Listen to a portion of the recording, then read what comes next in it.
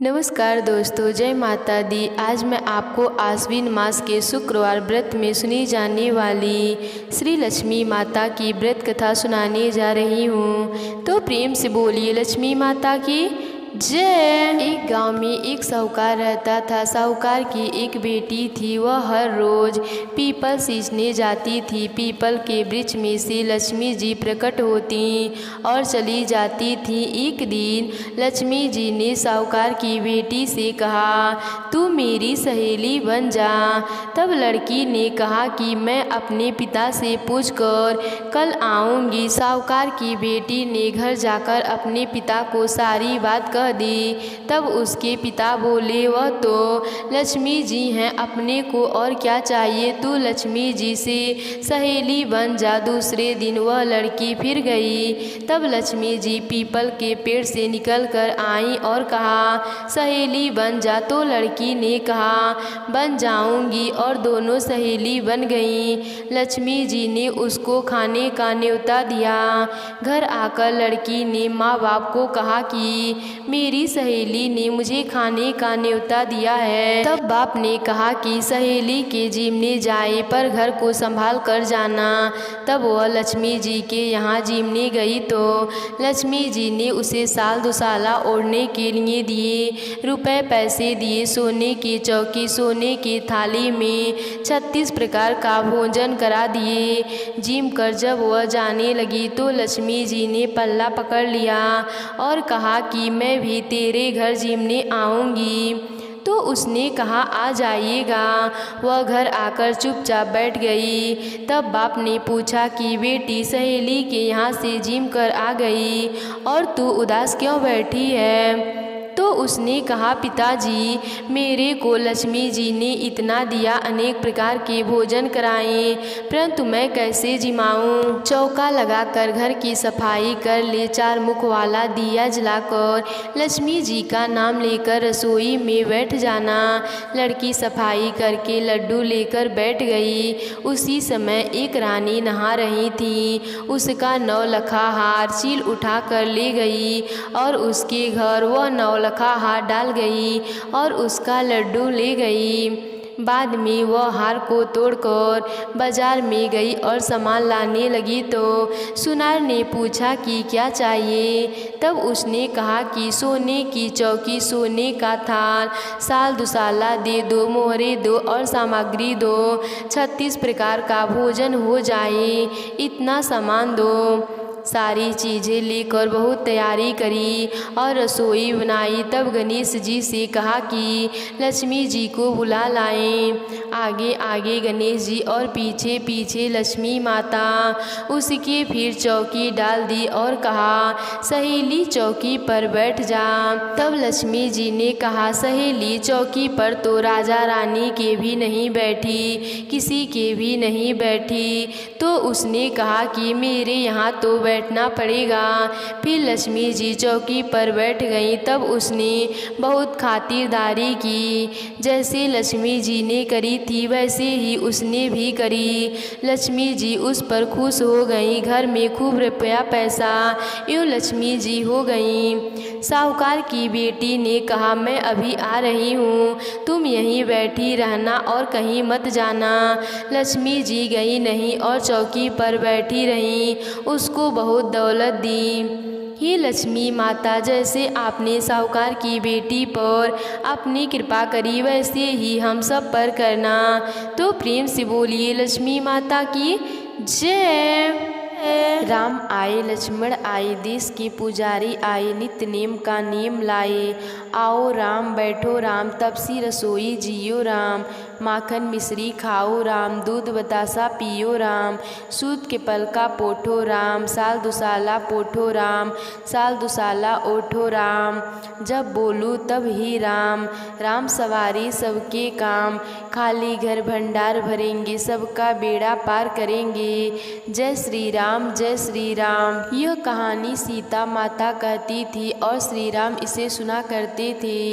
एक दिन श्री राम भगवान को किसी काम के लिए बाहर जाना पड़ गया तो सीता माता कहने लगी कि भगवान, मेरा तो 12 वर्ष का नित्य नियम है, अब आप बाहर जाएंगे तो मैं अपनी कहानी किसे सुनाऊंगी। श्री राम कहने लगे कि तुम कुएं की पाल पर जाकर बैठ जाना और वहाँ जो औरतें पानी भरने आएंगी उन्हें अपनी कहानी सुना देना।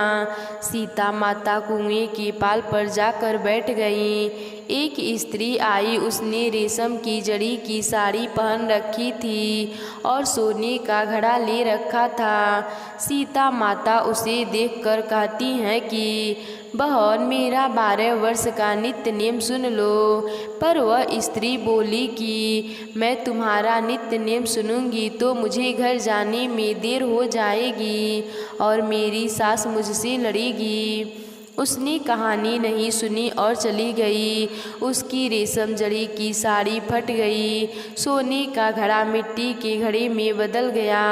सास ने देखा तो पूछा कि यह किसका दोष अपने सिर पर लेकर आई है। बहू ने कहा कि कुएं पर एक औरत बैठी थी, उसने कहानी सुनने के लिए कहा लेकिन मैंने नहीं सुनी, इसी का फल मिला है। बहू की बात सुनकर अगले दिन वही साड़ी और वही घड़ा लेकर सास कुएं की पाल पर गई। सास को वही माता सीता बैठी मिली तो माता सीता ने कहा कि बहन, मेरी कहानी सुन लीजिए। सास बोली कि एक बार छोड़ो, मैं तो 4 बार कहानी सुन लूँ। राम आए, लक्ष्मण आए, देश के पुजारी आए, नित्य नेम का नियम लाए।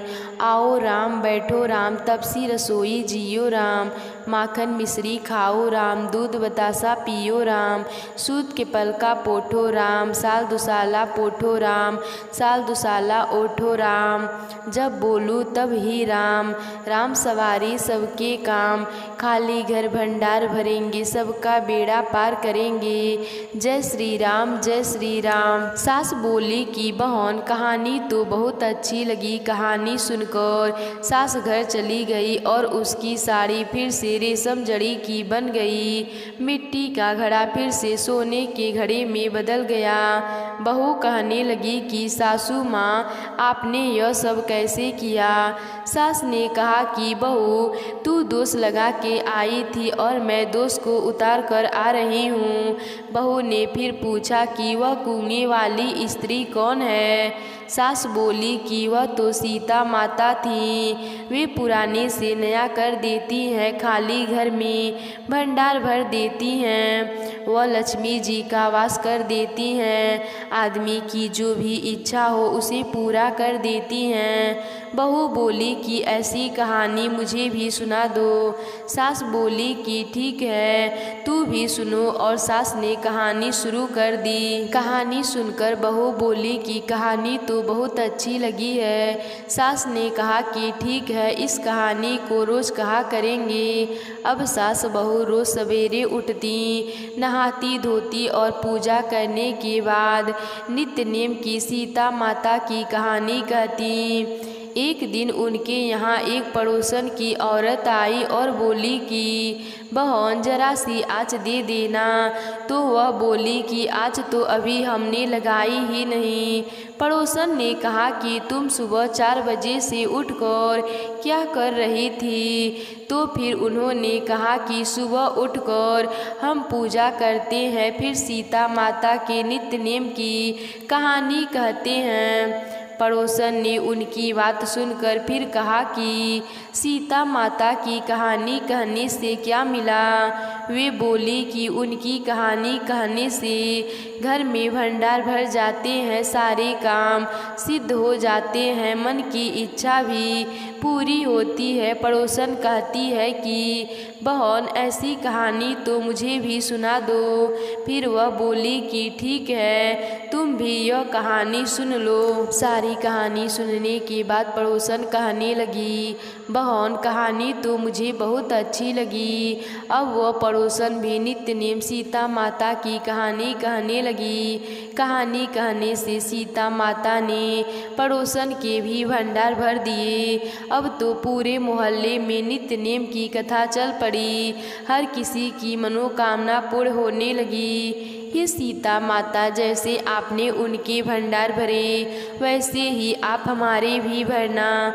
कहानी सुनने वालों के भी और कहानी कहने वालों के भी। तो प्रेम से बोलिए सीता माता की जय।